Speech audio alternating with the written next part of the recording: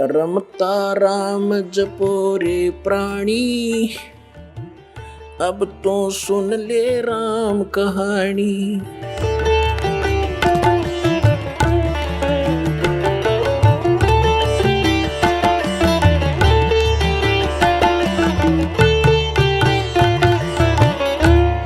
अब हम आते हैं अपने प्रसंग पर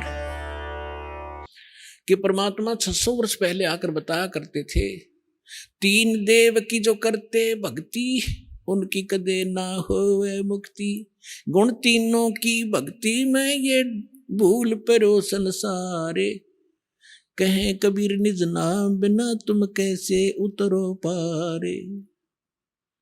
अब 600 वर्ष पहले परमात्मा यही कहा करते कि इन तीनों ब्रह्मा विष्णु महेश की जो भक्ति करते हैं उनका कभी मोक्ष नहीं हो सकता।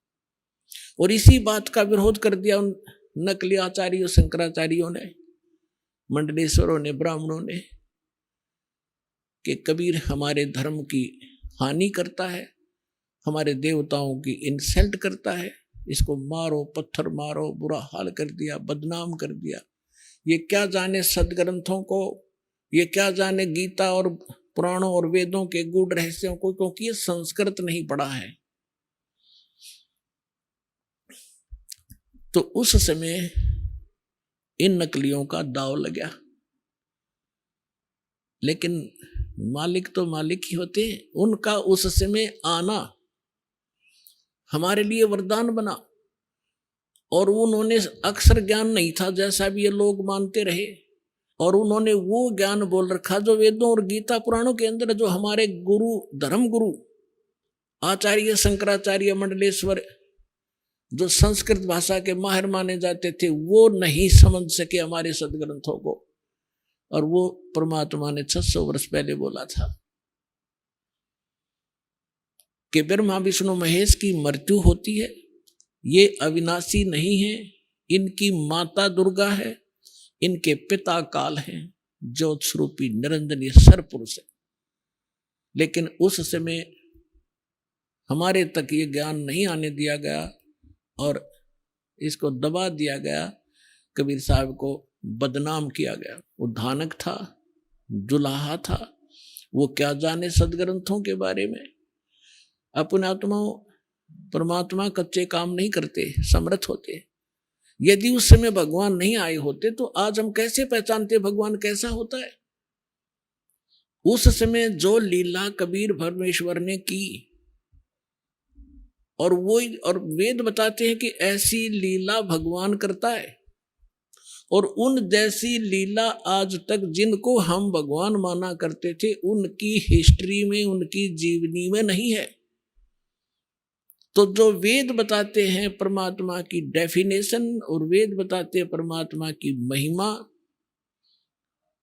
और वो अगर किसी की लीला में मिलती है तो who is God, he is God.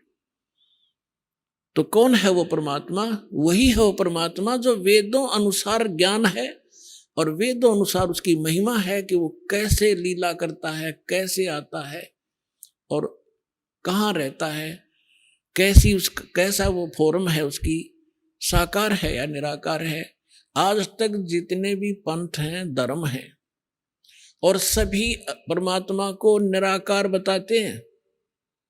उसका कोई आकार नहीं, वो बॉडीलेस है, उसका कोई शरीर नहीं है, वो तो सर्वव्यापक है। और हमारे सभी धर्मों के सदग्रंथ बताते हैं वो परमात्मा नर आकार है, मनुष्य सदृश है, शरीर है, उसका नाम कबीर है। और ऊपर अपने निज स्थान में, ऊपर के लोक में, सतलोक के अंदर वो एक बहुत बड़े गुम्बज में विराजमान है, और वहां उसके सिर पर सेरा है, मुकुट है, और ऊपर छत्र है उस परमात्मा की। ये तो हमारे सदग्रंथ बताते हैं। और जिन महापुरुषों को परमात्मा मिले वो आंखों देखा संत बताते हैं। आप सुन रहे थे जगत गुरु तत्वदर्शी संत रामपाल जी महाराज जी के मंगल प्रवचन। अधिक जानकारी के लिए विजिट कीजिए हमारी वेबसाइट www.jagatgururampalji.org। संत रामपाल जी महाराज जी के शुभ आशीर्वाद से पूरे विश्व भर में 500 से भी ज्यादा नाम दीक्षा केंद्र हैं, जिन पर संत रामपाल जी महाराज जी द्वारा ऑनलाइन निशुल्क नाम दीक्षा दी जा रही है। अपने नजदीकी नाम दीक्षा केंद्र का पता करने के लिए संपर्क करें 8222880541।